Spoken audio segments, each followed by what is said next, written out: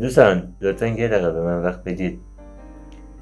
حتما اون کار بلاگر معروفی که طنز پرداز بود و به جای طنز یعنی انتقاد به زبان شوخی برای فردوسی یک کلیپ هجو یعنی توهین و مسخره درست کرده بود برای خندوندن رو دیدید.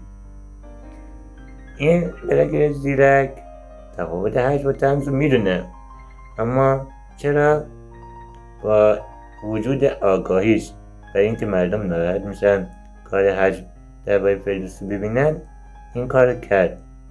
من 2 تا 3 تا دلیل میتونم براش پیدا کنم. این 2 تا. دلیل اولم اینه که میخواد با چهره بد به معرفت خودش رشد بده و در سطح خبرها بیاد.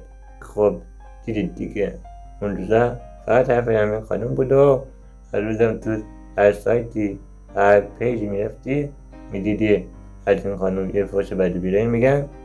پیجشو چند مدت بس الان باز باز کرده و دیگه شروع کرده به فعالیت.